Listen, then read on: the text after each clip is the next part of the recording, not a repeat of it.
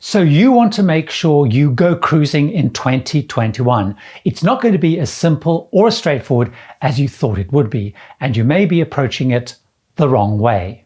I'm Gary Bembridge, and in this episode of my Tips for Travellers, I'm going to share my tips on the very best way to ensure that you will cruise in 2021, and what I'm doing to make sure I can be on some of the early cruises, book cruises that are actually going to sail, all while breaking out of that endless booking, cancel, rebook, and refund spiral trap. My very first tip is, if you're planning a cruise for 2021 right now, only book one in October, November, or December if you want to be pretty secure and certain that you will actually be going. Do not book cruises before then at the moment, especially if it's a bucket list trip. There are very specific ports or places you absolutely want to visit, or certainly in the case of the United States, you want to go on a cruise that's longer than 7 nights, because those are banned until at least the end of November. Now, I'll come on to what you need to do before those months in a bit, but let me explain why I think you should only make new bookings for the end of the year at this particular point in time. Now, in various travel agent sessions, which I've reported on in a couple of past episodes, the cruise lines themselves are actively encouraging agents to steer their clients towards booking from Q4, because this is the earliest that they feel confident they are going to be able to run itineraries as advertised. By then, the expectation is that the vaccine rollouts, they'll have gathered enough momentum, they'll be at a level where countries are going to be more open to letting cruises operate closer to normal. This means things like being able to call on all, or certainly most, of the ports that are included in the advertised itinerary, and that restrictions both on the ship, like masks and so on, and also on land, have been eased to a greater degree. Lines also expect by then that they will have been able to return most of their fleet back into service, and so they will be able to run almost all of the advertised itineraries, which they're not certain of until then. All the lines, of course, are also saying that they will phase ships back into service. And you'll notice as each round of cancellations are made, they're now listing returns by date by ship, often spread across multiple months. And some lines have already confirmed some of their ships will only return in 2022. So, for example, Carnival Cruise Line, they have Carnival Fascination and Carnival Radiance only returning in 2022. Fred Olsen have taken one ship out of service until then too, and more likely to follow. Now, talking to various contacts that I have within the cruise lines before making this episode, they have all told me that many cruises have already cottoned on to this, and most of the bookings they're getting so far this year are only from Q4 onwards. So I recommend you follow what the lines are saying and focus any new bookings for 2021 on the final months of the year if you want any high degree of certainty of them happening. But what if you want to cruise before, say, October? What should you be doing and planning? Many passionate cruisers, of which I am certainly one of those, are really keen to support the lines and be sailing on the early cruises, or certainly as soon as possible after they actually physically return. However, in my view, the best way of doing that is to stop looking at what the cruise lines are advertising and telling you, and taking a very different approach. Now, this may sound crazy and counterintuitive, so let me explain, as I passionately believe this will mean that you can get on early cruises and escape that cycle of booking, rebooking, paying final balances, and fighting to get refunds.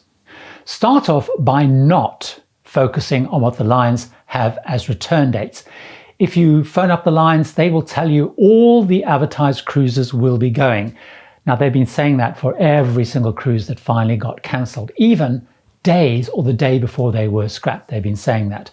The lines can't decide and aren't able to decide when they can sail. Only the government agencies can. So things, for example, like the CDC in the US, the Transport and Foreign Office, guided by the Chief Medical Officer in the UK, and so on and so on.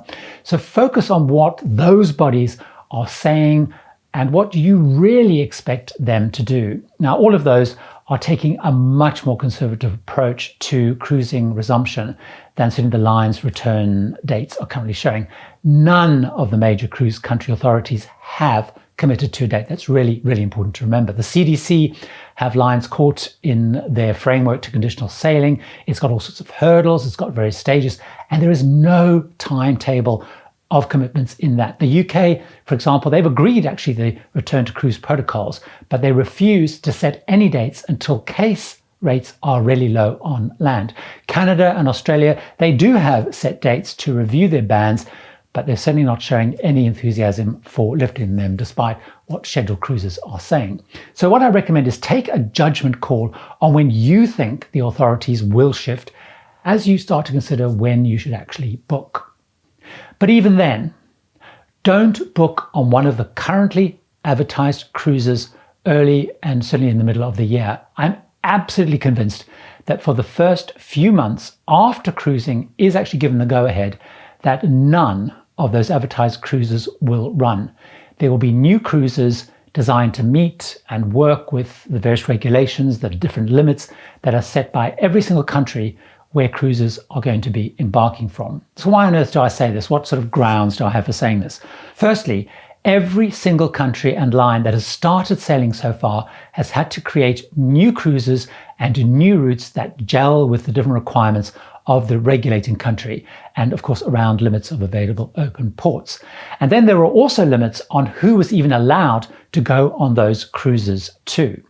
So for example, Norway in the summer, they allowed Hurtigruten and Sea Dream to run Norway-only cruises for locals, and then eventually other Scandinavian countries for a while. Ponant was allowed to sail French ports for French-only guests during the summer, new cruises. Germany allowed Hurtigruten, Mein Schiff and Hapag-Lloyd to first run cruises to nowhere for German guests out of German ports. They were all brand new cruises. Italy allowed Costa Cruises and MSC Cruises to take Italian and then eventually EU guests initially to Italian ports and then for a short time to Greek ports before they had to close. Again, these were all new cruises. Taiwan, Japan and then Singapore each allowed short cruises to nowhere, again only for locals in each of those countries. Again, all new cruises. More recently, New Zealand has given the okay for Ponant to probably sail in their country, but again, only for locals, and again, it was a new cruise.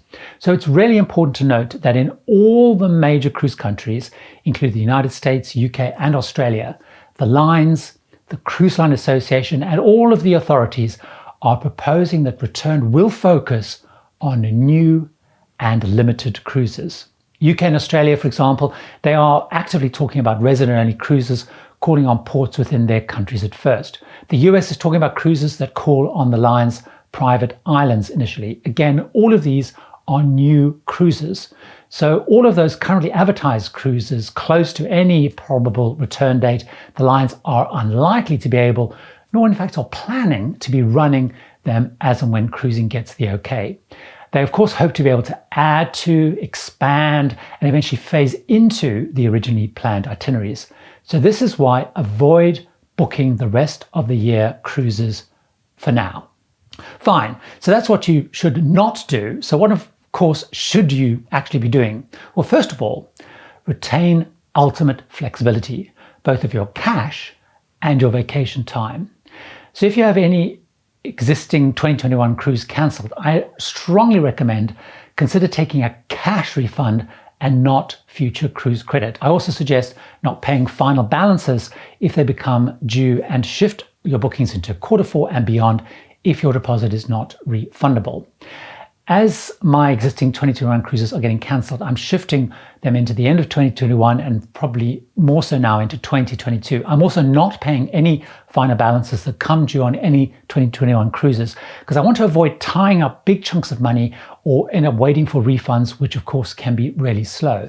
This then means I have cash in my hand and I can jump when things finally open, and I'm not limited to which line or lines that I'm going to have to sail with because I have future cruise credit locked in them when cruising returns. Now, if you do this too, it means you will have money to be able to book one of the new return cruises.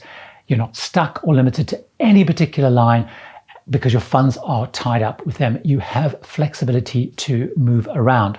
Now, we will only know close to the time what the new cruises are, how long they are, and what they will cost, and even if they will appeal to you. So having flexibility of cash, and importantly vacation time, means you're going to be able to be nimble. You can jump on any line or route that appeals and works best for you. Bear in mind, you're not going to know what these cruises are at this point in time. Importantly, of course, it means that you should have vacation day flexibility to take any new cruises that pop up when they come on stream, because you're not having to hold back days for cruises you've got booked during the course of 2021. And of course, those cruises may not happen as planned, and you then box yourself into a corner. So having cash and vacation flexibility should mean that when cruising actually really returns with new cruises, you are in a position to act and cruise in 2021 with some confidence. Now, quite a few people have said to me that recommending approaches like this is totally wrong, and we should all be showing support for the lines by booking right now.